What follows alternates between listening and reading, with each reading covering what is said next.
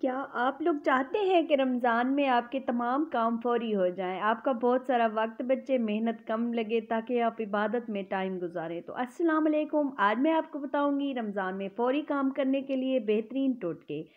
जब भी आप रोल समोसे फ्रीज़ करने के लिए डब्बा बनाएँ तो एक तह लगाकर समोसे की फिर ऊपर से बटर पेपर ज़रूर रखें और फिर दोबारा समोसे और रोल की तह लगाएँ।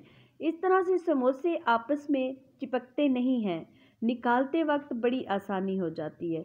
दही बड़े नरम बनाने के लिए बड़े का बैटर बनाते वक्त उसमें थोड़ी सी दही फेंट कर शामिल कर दी जाए और फिर दही बड़े को तला जाए तो ये बहुत ज़्यादा नरम बनते हैं और टूटते भी नहीं हैं। ब्लेंडर की ब्लेड तेज़ करने के लिए फॉइल के टुकड़े डालकर ब्लेंडर को चला दें। सिर्फ चंद सेकंड चलाना है, ब्लेंडर की ब्लेड काफ़ी ज़्यादा तेज़ हो जाती है। रमज़ान के दिनों में केले को ख़राब होने से, सड़ने गलने से बचाने के लिए केले के ऊपर वाली साइड पर एल्युमिनियम फॉइल अच्छी तरह लपेट दें। केला कई दिनों तक बिना फ्रिज में रखे ख़राब नहीं होगा। अफ्तारी में चना चाट हर कोई खाता है। हर घर में चना चाट लाजमी बनती है और अगर ऐसे में रात को चना भिगोना ख़वातीन भूल जाएं तो फिर बहुत ज़्यादा मुश्किल हो जाती है और ऐसी हालत में रोज़ा रखकर परेशान हो जाती हैं।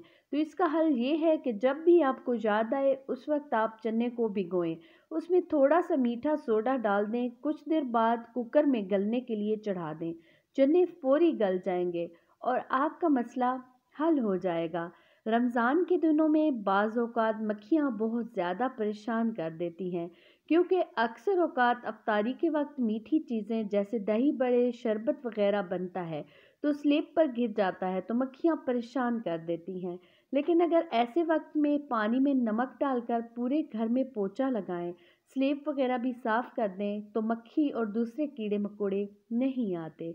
रमज़ान में पापड़ी का इस्तेमाल बहुत ज़्यादा होता है।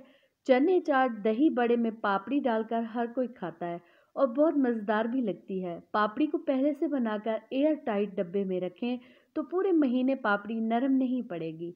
उसके अलावा अगर आप दूध की 4 से 5 छोटी-छोटी थैलियों में पापड़ी रखकर अच्छे से रबर बैंड लगा दें तब भी नरम नहीं पड़ती पापड़ी।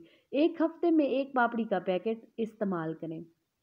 नहाने वाले पानी की बाल्टी में नहाने से पहले अगर एक नींबू को का रस निचोड़ दिया जाए और फिर इस नींबू वाले पानी से नहाया जाए तो दिन भर आप में से पसीने की बदबू नहीं आती। अगर आप हाई ब्लड प्रेशर के मरीज़ हैं, रोज़ा रखना चाहते हैं तो इन बातों पर अमल करें। खाने में ज़रा सी एहतियाती तदाबीर इख्तियार करें। नमकीन चीज़ों से सहरी में परहेज़ करें और ज़्यादा तली हुई चीज़ें अफ्तारी में मत खाएं।